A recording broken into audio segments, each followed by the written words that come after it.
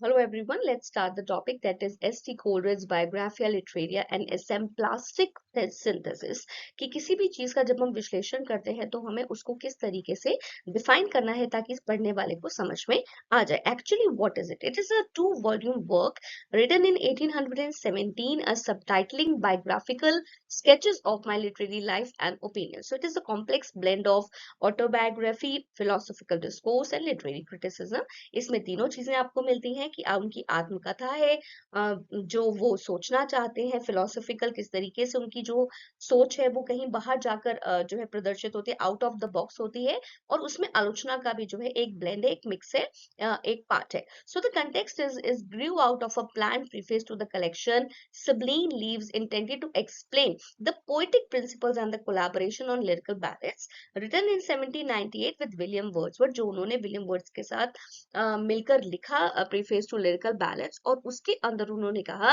What should be the principles of writing a poem. So the main goal was that Coleridge aimed to refute the dominant mechanistic philosophy that is written by David Hartley's associationism that viewed the mind as passive instead of thinking, to prove that mind is an active creative agent that shapes and perceives reality. Coleridge का जो M था वो ये था, वो ये बताना चाहते थे that philosophy is not something which can be told very easily और इन अ सिंपल मैनर.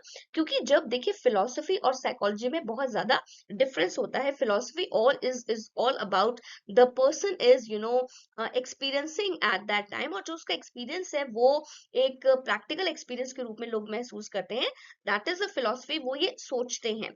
साइकोलॉजी है कि आदमी का सोचने का स्तर क्या है. सो यहाँ पर जो एसटी कॉलेज की थिंकिंग थी वो ये थी कि हमारी जो इमेजिनेशन है वो किसी भी चीज को आकार देती है और उसे सच्चाई के साथ अवगत कराती है. So the key contribution was that it is considered as the most significant work of English romantic literary criticism, shifting the focus of criticism from rule-based judgments to the creative process, nature of the poems and the minds. Okay.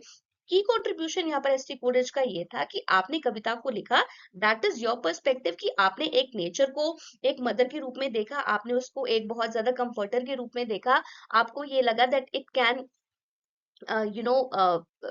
give away the sadness or the unhappiness feeling of any person, कि यहाँ पर अगर हम nature में बैठते हैं तो हमें वो चीजें बहुत अच्छा लगता है, अपने आप को हम रिफ्रेश फील करते हैं.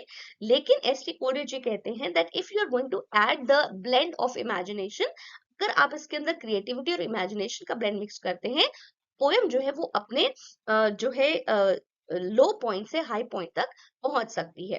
So the next thing is that he says that the poetic mind, कि हमारा किसी भी इंडिविजुअल का जो दिमाग होता है that is all about having imagination, fancy and the creative act, कि आप अपनी चीजों को, आपके पास एक कमरा है, that room is for you and you are feeling free in that particular room, आपको वो रूम बड़ा अच्छा लगता है, आपको वहां जाकर पीस मिलता है. If somebody else comes in your room, अगर कोई और इंसान आपके कमरे में आता है and if he tries to recreate and reframe the room with different colors, different things, तो वो बहुत ज्यादा डेकोरेटिव पीस लगता है और उसमें और ज्यादा खूबसूरती महसूस आती है ना.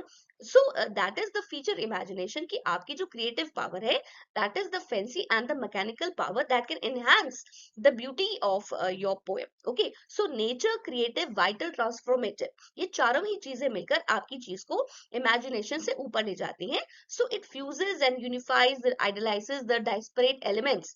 आपको एक नई चीज मिलती है, केमिकल कंपाउंड उसमें आता है, mechanical associative is also there. So it merely collects, aggregates, rearranges, fixates it and definites. Okay, तो मैकेनिकल मिक्सचर हो जाता है. If you are making any color, if you're using different types of colors, if you're using black, if you're using white, if you're using orange, red, yellow, green, blue, etc etc. Rainbow भी कहाँ बनता है? जब उसमें बहुत सारे colours होते हैं. अगर आपको रेनबो नहीं दिखाई देता है, you can not see the colours जो हमारी सूरज की किरणों से पास होकर आते हैं. So there is a little bit of chemistry and science is also added. So जो आपके प्राइमरी टाइप्स हैं, वो है universal act of human perception की आदमी किस तरीके से चीजों को देखता है, रिपीट करता है। So that is a repetition in the finite mind of internal act of creation in the infinite.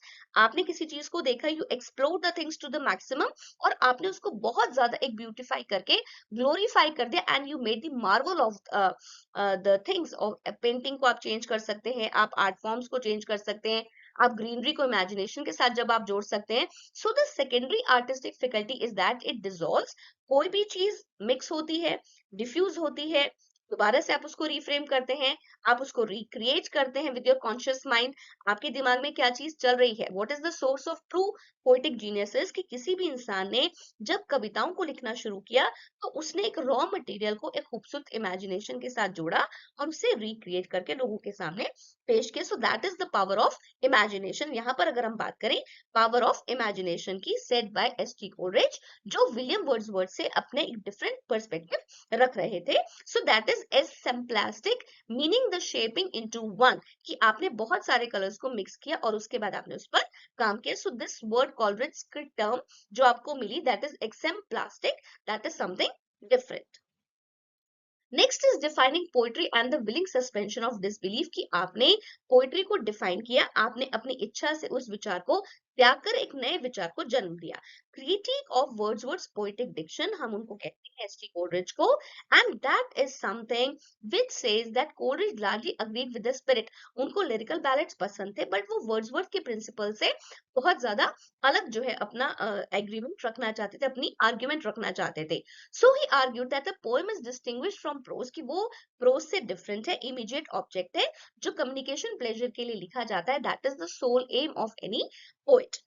Poem क्या एग्जैक्टली उनके हिसाब से क्या था, वो था कि composition mark by organic unity, की सब चीजों को मिलाकर जो चीजें हम एक चीज को प्रस्तुत करते हैं वो एक ऑर्गेनिक यूनिटी के साथ एक पोएम डिस्कवर होती है, लोगों के सामने आती है। उसमें लोग मीटर को चेक करते हैं कि किस रिदम से उसे गाया गया, what language should be use, कौन सी लैंग्वेज उसमें यूज करी गई, कौन सी हम कर सकते हैं, और सभी चीजें एक दूसरे पर इंडेड डिपेंडेंट है। So they contribute to a unified whole, और वो बहुत खूबसूरती से आपके सामने एक प्लेजरेबल पोएम के रूप में प्रेजेंट होती है। That is the argument given by S T. Coleridge for preface to lyrical ballads, and this is something very different। और आपको जो एक टर्म मिली एग्जाम्प्लास्टिक, वो एस.टी. कोलरिज ने दी। Okay, so thank you for today, and if you have liked the video, please like and subscribe to my YouTube channel, that is Literature Keep It Simple @literature lit gen lovers. So if you have any query, please give me your comments in the comment. So thank you for today.